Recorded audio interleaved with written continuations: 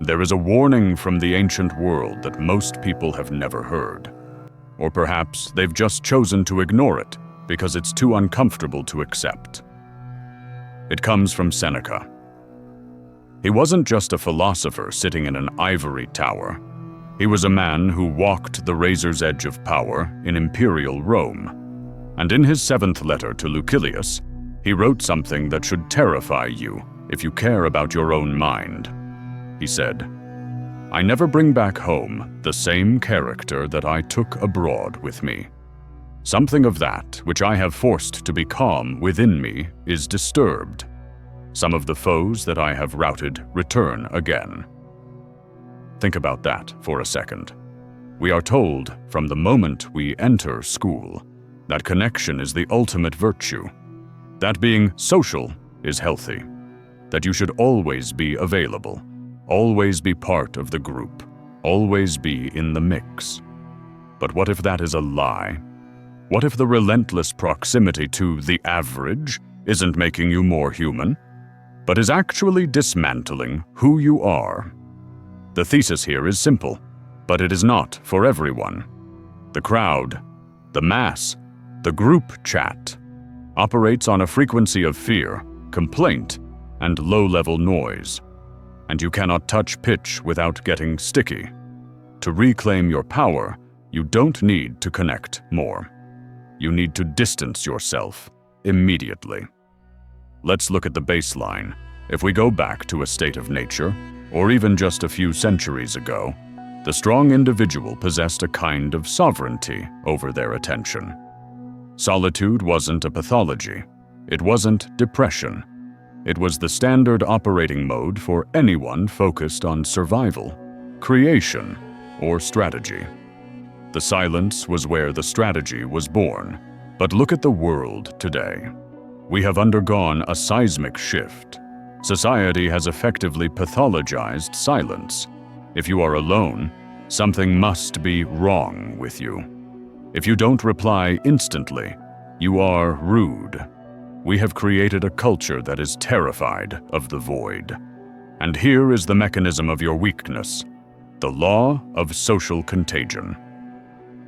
There is an old saying that you are the average of the 5 people you spend the most time with. We hear it so often it's become a cliché, so we stop listening to what it actually means. It's not just about habits, it is about energy. The average person is not living a life of high purpose. The average person is reactive. They navigate the world through a lens of victimhood, petty drama, and short-term dopamine. When you are in constant proximity to this, when you never create that strategic distance, you absorb their limitations by osmosis. You might think you are strong enough to resist it. You aren't. It's like wearing a pristine white shirt and hugging someone covered in mud.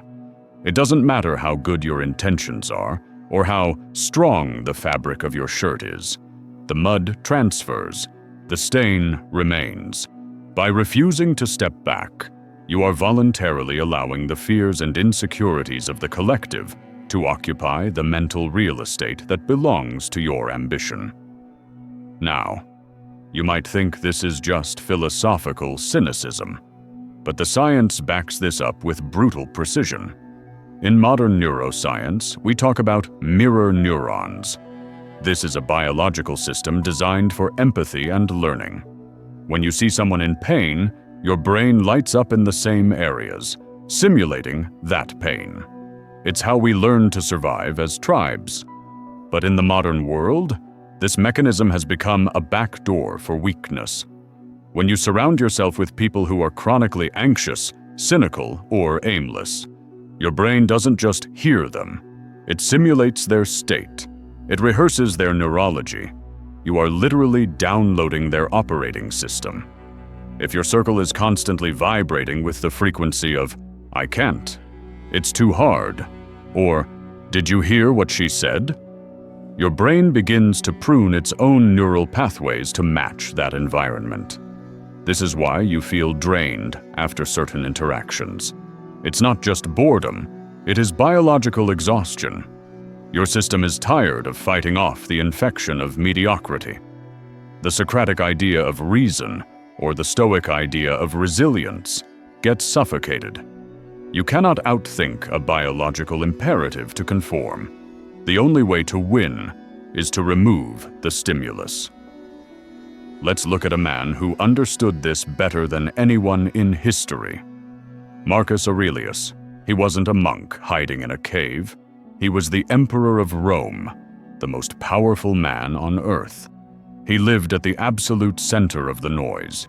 He was surrounded daily by sycophants, ambitious generals, backstabbing politicians, and a populace that demanded bread and circuses.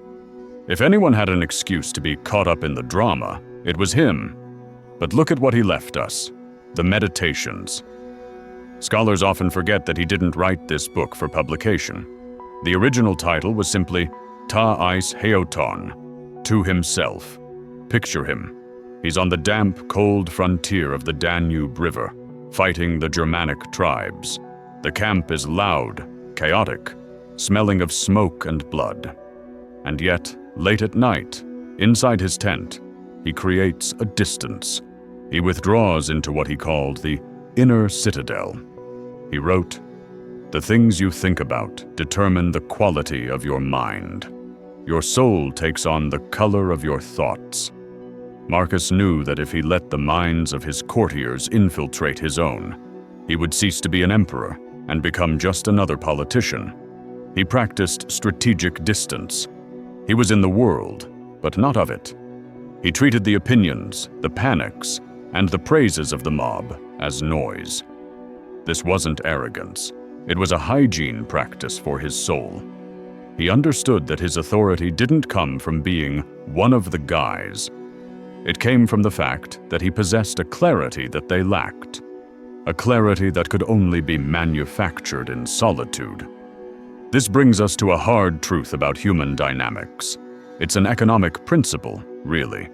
Scarcity generates value. Think about gold. Think about diamonds. Why do we value them? Because they are rare. Because they are hard to get. Now, look at your own presence.